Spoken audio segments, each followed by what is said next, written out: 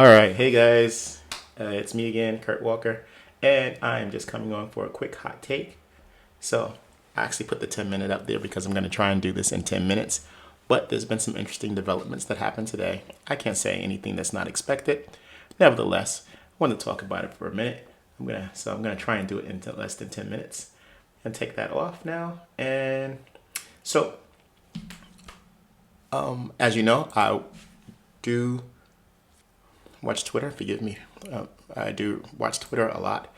And it appears that the Democrats have retained 50 in the United States Senate. So they did not lose control of the Senate during the 2022 midterms. Of course, if you remember, the Speaker of the House, Nancy Pelosi, said that I expect that we will hold the House, or excuse me, I will hold the House and the Senate, and short to her word, they did. Needless to say, that people on Twitter are saying a lot of things. So they're definitely saying a lot of things. But nevertheless, you always remember that God is in control, right? So I said I was going to try to do this in 10 minutes.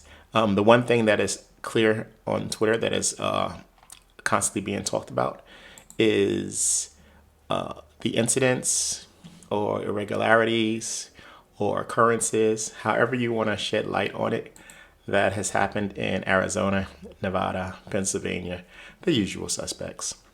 It is what it is, right? And ultimately, I will say this again, that God is in control. God is in control. And I know that sometimes that may be difficult for us to really register and to receive that. But like Esther and Naaman was doing all that he could. Nevertheless, God was in control and he resolved that situation.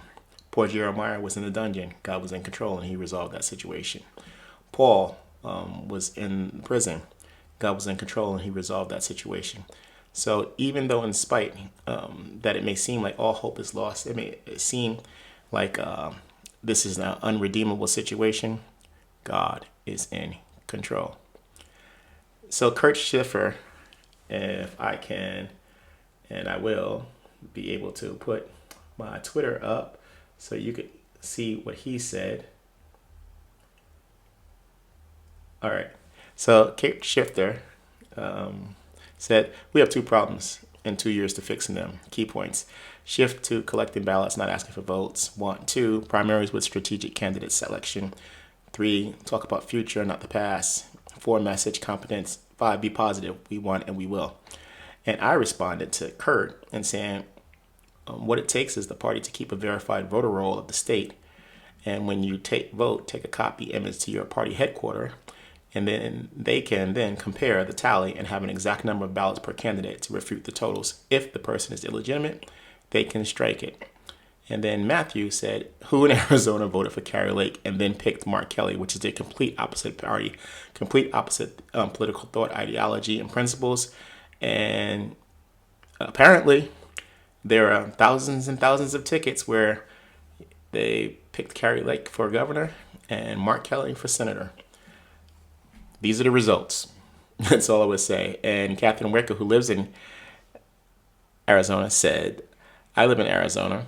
Carrie has name recognition that Matt does not, meaning Matt Blake, who's running for senator. There's a slice of the electorate that loves to split the ticket and be maverick. I would say about 10 to 15%, my guess, but the vast majority should be Blake votes. I replied, it's going to take every single citizen to copy their ticket and then give to independent counsel, which should be tallying votes in real time. It happens split tickets, but it's minuscule, especially the top of the ticket, which is party line almost all the time. And Kent Morgan in Georgia said, same thing in Georgia. Kemp had 220,000 more votes than Herschel, which I, myself, and I try to be fair across the board, I consider that to be an irregularity, a real serious irregularity, simply because the ticket I voted here in Arizona, your elections, your choices, it's all on one paper. The problem that I had with the Herschel situation was they could not tally his votes, but they could tally Kemp's votes. And that would seem impossible unless you were blind and all of a sudden you just said, oh, I see Kemp's name, but I don't see Herschel. You have to see it because it's right underneath it. or right on top of it, because he's the top of the ticket in Georgia. So he's the senator.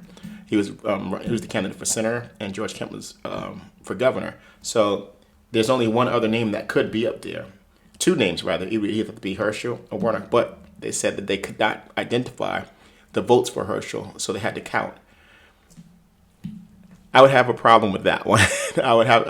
As fair as I try to be, as understanding as I try to be, I would have a real problem with the fact that you could not identify if a person had voted for Herschel or not when it's on the same piece of paper. Okay. And then I said, God has to intervene and reveal what transpired. It's enough that you understand. So that being said, I am